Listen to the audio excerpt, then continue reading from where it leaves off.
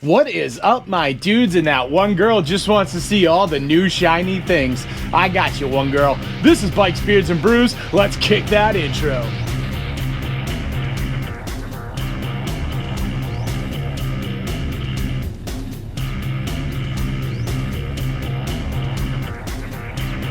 Hey guys, welcome back to the channel. Before we kick this one off, make sure you like, comment, subscribe, hit that bell notification. New videos are coming weekly. You ring that bell, you know when they drop. Let's get the other stuff out of the way. Want to save 10% on a Cargo communicator or save some money on some Beyond Riders gear? Then you should definitely check my referral links down below. Want to support me and all my do-gooderness like these cool guys here? Boom! You should become part of the Brew Crew and join the coffee page down below. Want to know why I'm asking you for money? Well, next to those 10,000 Amazon affiliate links that also go to a good cause is a link explaining what I do with your money. Get it, got it, cool, let's move on. Alright guys, so Harley Davidson just did their reveal for 2025 with the new bikes, the new updates, all that new stuff. New, that's what we got going on. And I want to get into the good, the bad, and the ugly on these releases. Now, just right out of the gate, this is going to be a very high level review because there was so much stuff released. Harley came in hot with this one. It wasn't just one or two bikes, it wasn't just one or two things. Like, they were all over the place. There was a ton of stuff. If we were to get into the granulars on every single thing, this video would be a few hours long. I'm not going to do that to you, but some of the stuff we will revisit in the coming weeks, and we'll get a little more into detail with some of this stuff. But this is just to give you an idea of what Harley Davidson brought to the table. Some of it really cool, some of it meh, some of it, Harley, what are you thinking? We're going to get into that right now. Alright, so right out of the gate, let's start with the two big dogs, and that is the Road Glide and the Street Glide CVO. Now, these bikes were just redesigned about 2 years ago, so we were not expecting any sort of major changes to them, and true to fashion, Harley did not make any major changes to them. Really, the only things that changed on these were the color options, which third time's a charm. I actually dig some of the colors on these, not all of them, but some of the colors on these, and the price changed because whatever. So that's what we're going to talk about on these. Now here, Harley did some cost gymnastics, and we'll get into this as we unfold this a bit. There are three colors for these CVOs this year. There is the Raven Fade, the Poison Berry, and then for an additional $5,000 you can get the Blue Streak. So the first two colors, that comes with the bike. Honestly, the Raven Fade looks very cool. The Poison Berry, surprisingly a dumb name, but I dig the paint job. It looks cool. I can go with this. The Blue Streak, not too bad, but quite honestly, right out of the gate, if I gotta pay an extra $5,000 for a paint job, I'm just gonna buy the base cheapest paint job that model offers, and I'm gonna spend that $5,000 personally to get the paint job that I want exactly, and then I have a custom one-off paint job. And hell, these are CVOs. It's the custom vehicle, what is it, organization? One day I will remember all three letters, but yeah, custom vehicle operations. So I would make this thing as custom as hell by spending that $5,000 to make that paint job my own. I would not spend the extra $5,000 to have the same paint job as who knows how many other people. Harley does not release the numbers of the CVOs that they release year after year, and I've shown in past videos that number is exponentially higher than I think a lot of people realize. Not to mention, these bikes come in at an MSRP of $46,000. That is before that additional $5,000 paint job, and that is up $1,500 from last year. $1,500, honestly, that comes in under what I expected. I thought Harley was going to go up $2,000 on all bikes, so the $1,500, not that bad. Now here's where it gets a little more interesting, because last year's special color, the legendary orange, which I dug, I'm not an orange paint fan, but I like the way this came out, that was an additional $6,000. So when you look at like the monetary mathematics, like nothing's really changed from last year's CVO, but the price has gone up. However, that custom paint job price has come down. So if you're getting that high-end paint job, you're paying the exact same amount that you paid last year. If you are not getting that one-off paint job, you're paying more. So they kind of divided up the cost and like spread it out across all the CVOs this time. I see you, Harley. I see what you're doing. Nonetheless, overall, I think these are great looking bikes. Again, though, I wouldn't spend that $5,000 for that upgraded paint job. And quite honestly, I would almost wait till the end of the season. I know Harley dealers around me, when they were having trouble selling those original CVOs that were redone, the silver one and all that, they were actually sending those out, having custom paint jobs put on them, and then bringing them back into the shop and selling them at MSRP. So you got the MSRP CVO with a one-off paint job. I would roll the dice and see if that happens again this year, if you're really looking for that, you know, special sort of paint. Overall, though, I love these bikes. They look cool, but when we're getting into like over $50,000 for a bike, that's a bridge too far for me. I'm out. I'm tapping out. Like, I can admire them, but you know, when I can get a really nice sports car for the same price, I have a hard time justifying that. I'm sorry. All right, next up, let's roll into the Pan America family, because the Pan Americas, they actually brought a third Pan America in. Now, this is a little odd to me, and quite honestly, this is one of those things that kind of grinds my gears when it comes to Harley. So just to give you a little backstory on this, when Harley Davidson redesigned the Road Glide and Street Glide, they did away with the Road Glide Standard, Street Glide Standard, Road Glide Special, Street Glide Special, and just made it all one bike. I kept referring to them as Road Glide and Street Glide Standard because there was no longer a special. Many people in like viewers and actually some people from Harley reached out to me and they're like, well, this is the new special because this has all the specs that, you know, the old special would have had.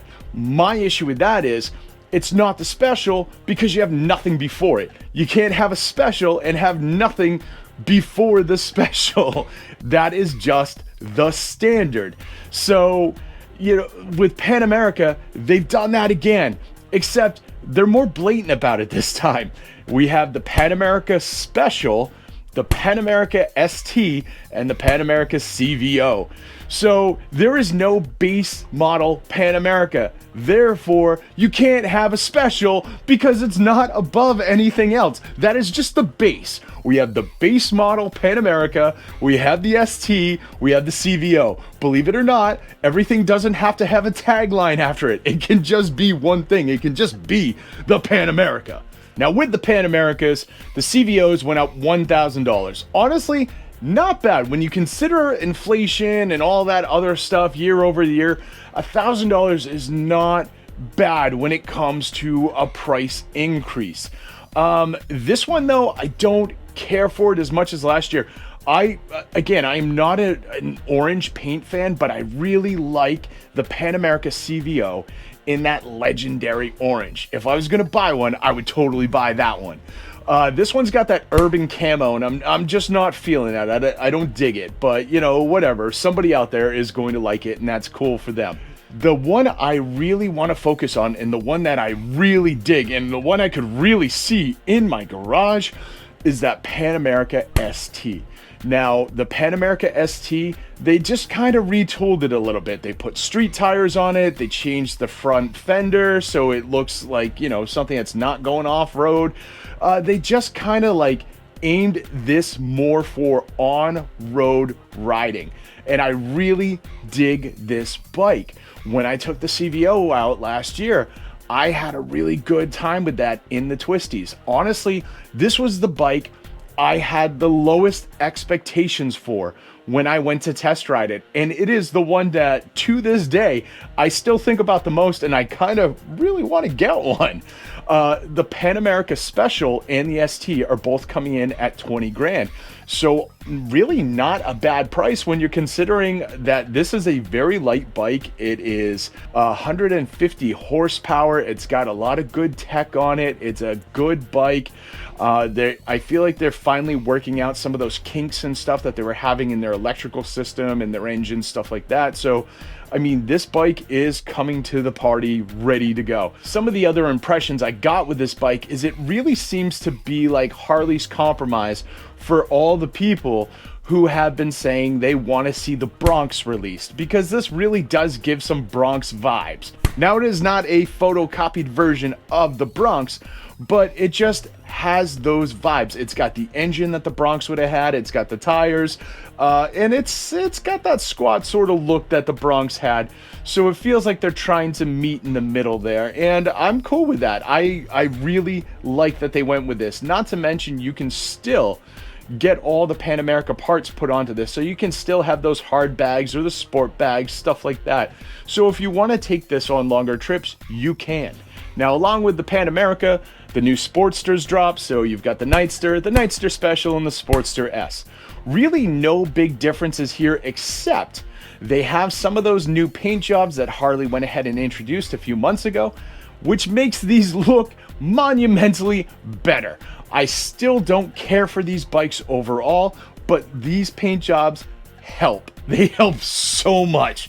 The other big news with the Sportsters is, as I mentioned in a previous video, the Nightster Special, the Sportster S, and the Pan America are now all being produced over in Thailand in their factory, allegedly only for the 2025 season. So let's hope they do come back for 2026. But with that, I thought that they would keep the price the same, you know, kind of make up some of the difference, whatever. They didn't. They did not. In fact, what they did is they dropped the price. They actually made these bikes cheaper by about $1,000. So now the Sportster S, which I compared to the Indian 101 before, is $1,000 cheaper than the Indian 101. Their bikes are now cheaper, and they offer more horsepower. And go check that video out, because I did a nice full breakdown and comparison between the 101 Scout, which is considered like, you know, Indian's best like little cruiser, and the Sportster S, and you'll be surprised. So yeah, this was a pleasant surprise to actually see the prices go down. So hopefully they stick with this trend, keeping these bikes in more of an affordable range, because that's how you're going to get more people in the door for your bikes. So yeah, Harley, make that happen. Bring these back to the US, make them here, but keep those prices low. Come on. All right, another big one that came through is the Lowrider S and the Lowrider ST. Now, the prices did go up. I thought these were going to go up about $2,000 a piece, as I mentioned before. However, Harley pleasantly surprised me. The S only went up about $500, and the ST only went up about $1,000. And there are differences. So it's not even just like the prices went up and you got a different paint job, which is another thing I am very, very pleasantly surprised Harley did. So I want to tackle the Lowrider ST, because let's be honest, this really is probably the most popular bike in Harley's lineup right now. This is the one people talk about the most. This is the one you see the most. I'm willing to bet if we looked at sales charts, this is probably the one leaving the sales floor and getting sold the most. The Lowrider ST came in phenomenal. They did a lot of great stuff with it. We talked about some of the stuff during the leaks. Some of that was confirmed, like it went into a 2-in-1 exhaust pipe. It went to all LED lighting. It now has a high compression 117 engine, so you're just getting more torque, a little more horsepower. Nothing too crazy, and let's be honest, if you want that extra power, you're going to have this thing tuned anyway, so it's all good. But still, they listened and they made this thing a little bit more powerful. But the two things that I absolutely want to celebrate on this bike is those bags are even finally. Yes, the tail bags are even on both sides. Myself and every other person on this earth with OCD thanks you, Harley Davidson, for finally fixing this crap. Thank you. That has been one of the most just infuriating things about this bike from the first day it was released. And not only that, the longer bag was on the left side, so when it was on its kickstand, it looked even longer, and then the shorter bag looked even shorter. It was horrible. They fixed that. It's even. They look good. Thank you, Harley. Thank you. Aside from that, they put an analog gauge on the Lowrider ST, similar to the one that you've been seeing on the Lowrider S already. I honestly didn't know why they were doing one for one and like something different for the other. For those of you unaware, the Lowrider ST had like this little panel that was handlebar mounted. It was mounted into the handlebar clamp, and it looked like an old calculator from the 80s. It was just it was cheap. It looked like crap. I hated it.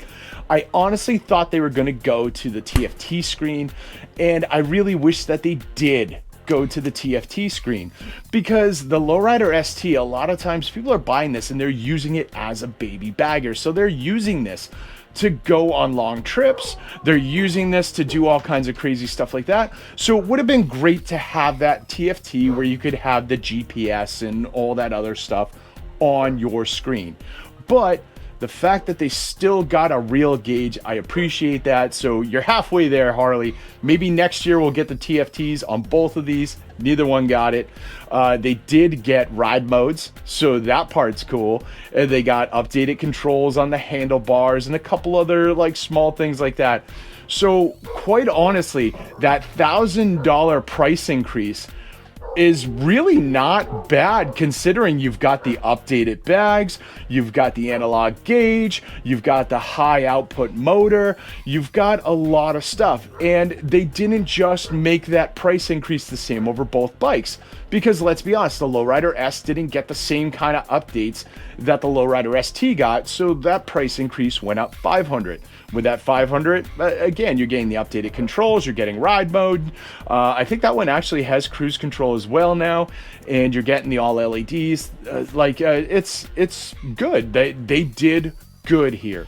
All right, let's talk about the Softail lineup, because a lot has changed here, and I'm not going to dive into every single bike that has changed here, because there's a lot. I encourage you to go check this out. Again, Harley brought it this time around. They came out full force. They came out on a mission. They came out swinging, and it was awesome. So the Softail standard is gone.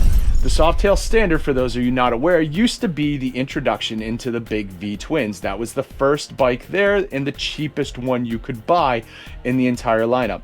That is no longer a bike that you can get. Now, the first big V-twin you can get at the cheapest price is going to be the Street Bob. Now, here's the cool thing there.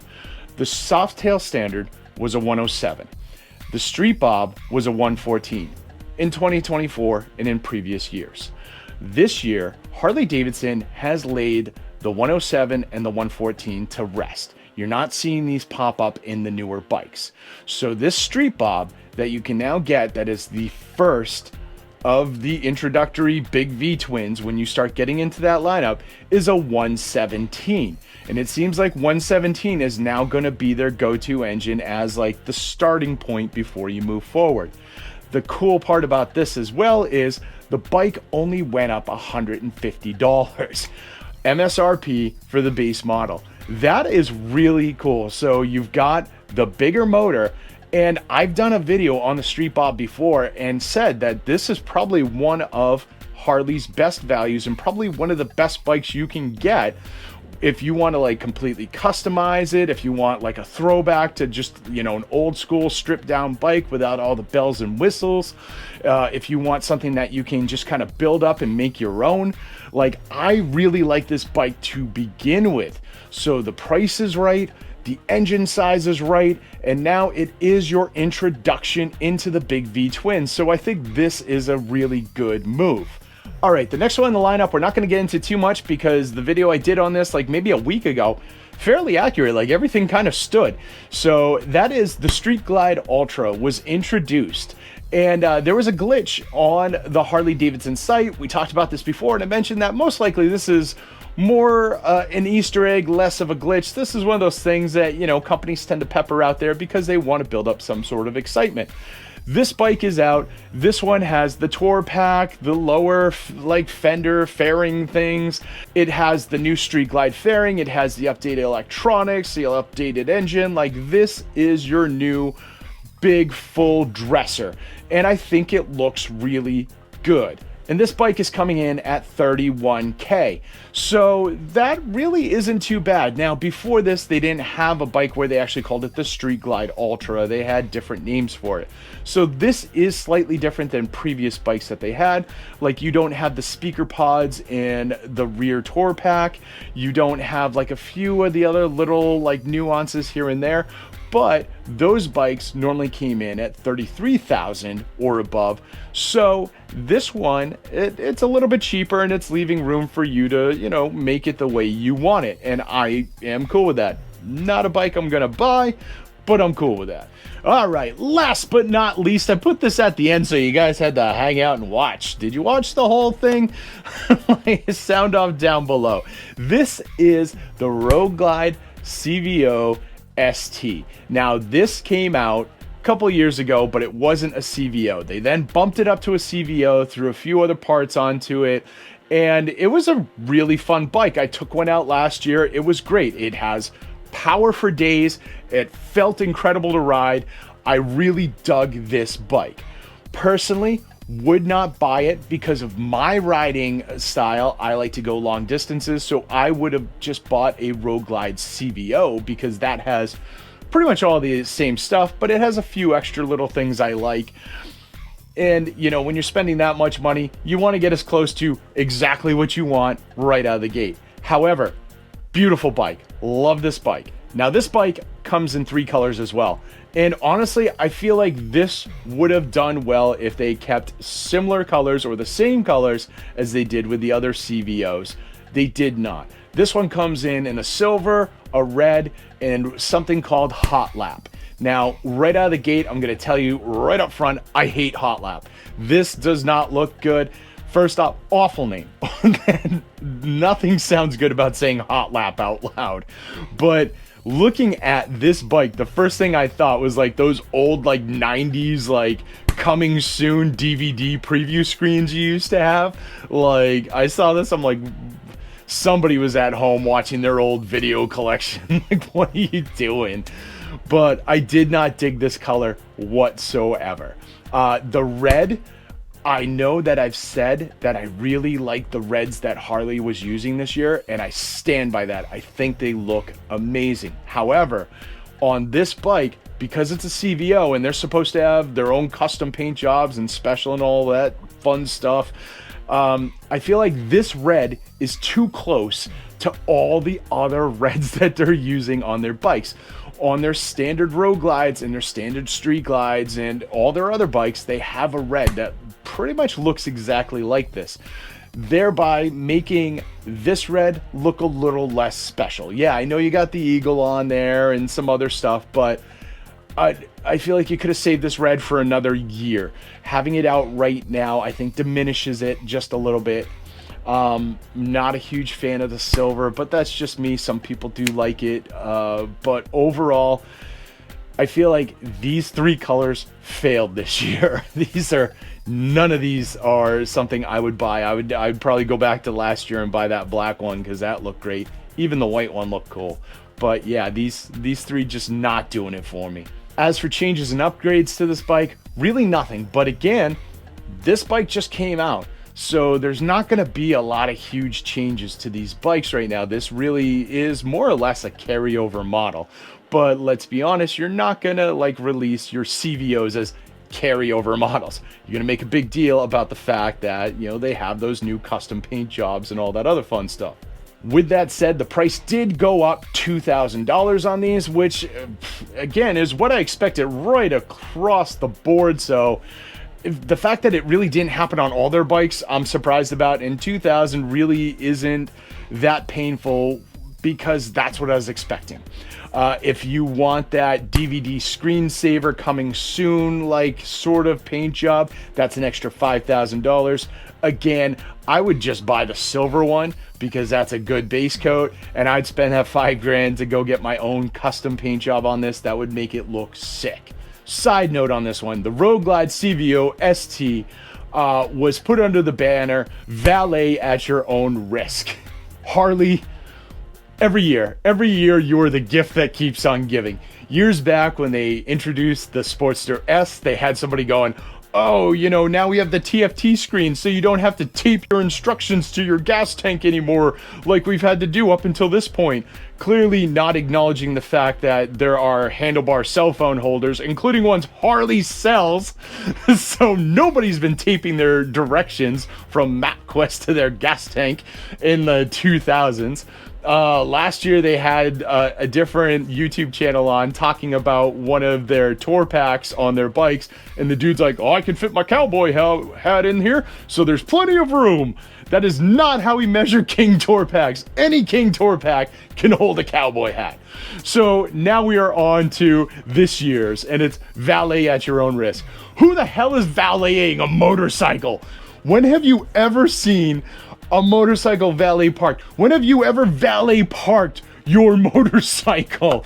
Like, whoever came up with this, stop letting that person come up with ideas, because he also probably came up with the cowboy hat and the MapQuest taping on your gas tank ideas. This person is not helping you. Stop letting them come up with ideas. All right, guys, that's what I've got. What do you got? Is there anything in that lineup you're excited about? Are the prices where you thought they were going to be? Are you excited that the Sportster prices actually dropped like that? Again, took my breath away, Harley. You took my breath away. Sound off down below. Let's hear it. And don't forget to like, comment, subscribe, hit that bell notification, share this video with friends, share it with family, share it with that one dude, you know, who's watching a VHS right now, looking at that screen going, I wish they would make a CVO in this color. Now they do, one guy. Now they do. He loves this stuff, trust me. And I'll see you all on the flip side.